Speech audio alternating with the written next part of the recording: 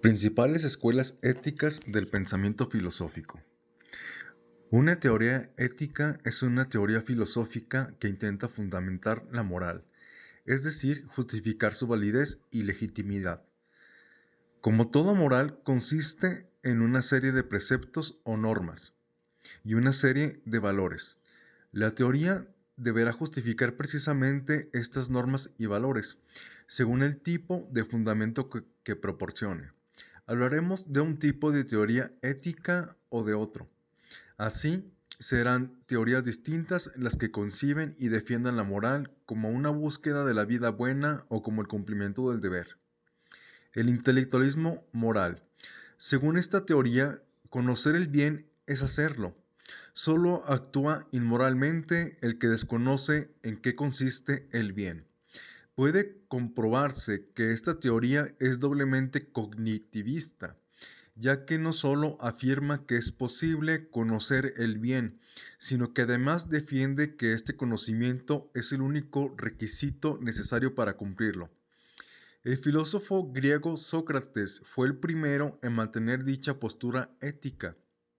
Para este pensador, no solo el bien es algo que tiene existencia objetiva y validez universal, sino que además al ser humano le es posible acceder a él. Así pues, Sócrates concibe la moral como un saber. De la misma forma que quien sabe de carpintería es carpintero y el que sabe de medicina es médico.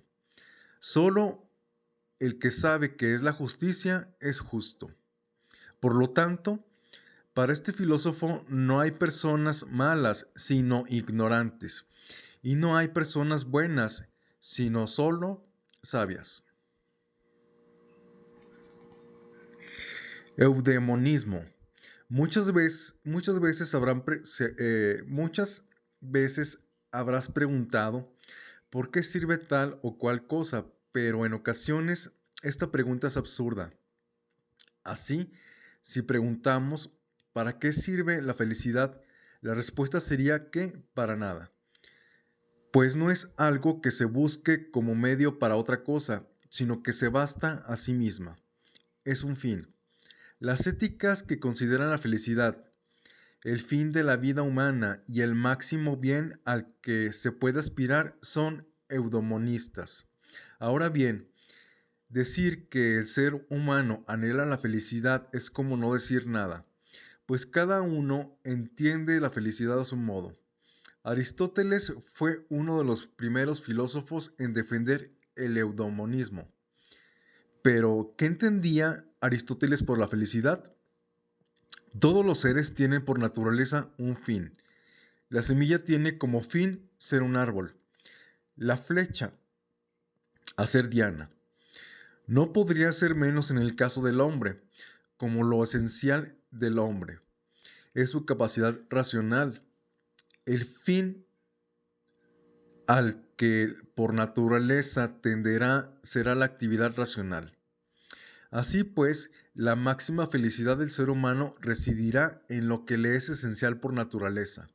La vida contemplativa, es decir, el ejercicio teórico de la razón en el conocimiento de la naturaleza y de Dios. En la conducta prudente, que se caracteriza por la elección del término medio entre dos extremos y el exceso y el defecto. El hedonismo. La palabra hedonismo proviene del griego hedone, que significa placer. Se considera hedonista toda doctrina que identifica el placer con el bien y que concibe la felicidad en el marco de una vida placentera. Aunque existen muchas teorías, suelen diferir entre ellas por la definición propuesta de placer. Los cirenaicos formaron una escuela iniciada por un discípulo de Sócrates, Aristipo, en el año 435 a.C. Según este filósofo, la finalidad de nuestra vida es el placer, entendido en sentido positivo como goce sensorial, como algo sensual y corporal, y no como fricción intelectual ni como mera ausencia de dolor. Al igual que los anteriores, el epicureísmo Identifica placer y felicidad. Sin embargo, a diferencia de estos, Epicuro define el placer como la mera ausencia de dolor. No se trata, pues, de buscar el placer sensual del cuerpo, sino la ausencia de pesar del alma. Esta serenidad o tranquilidad del alma es el objetivo que debe seguir todo ser humano. ¿Cómo alcanzarla? El sabio que se conduce razonablemente y no escoge a lo loco lo que pueden ser solo aparentes placeres, logrará una vida más tranquila y feliz. El formalismo. Son formales aquellos sistemas que consideran que la moral no debe ofrecer normas concretas de conducta, sino limitarse a establecer cuál es la forma característica de toda norma moral. Según Immanuel Kant, solo una ética de estas características podría ser universal y garantizar la autonomía moral, propia de un ser libre y racional como el ser humano. La ley o norma moral no puede venir impuesta desde fuera, sino que debe ser la razón humana la que debe darse a sí misma la ley. Si la razón legisla sobre ella misma, la ley será universal, pues será válida para todo ser racional. Esta ley se establece cómo debemos actuar correctamente, solo es expresable mediante imperativos categóricos. Estos se diferencian de los imperativos hipotéticos propios de las éticas materiales, que expresan una norma que solo tiene validez como medio para alcanzar un fin. Por contra, el imperativo categórico que formula Kant es: obra de tal modo que tu acción pueda convertirse en ley universal.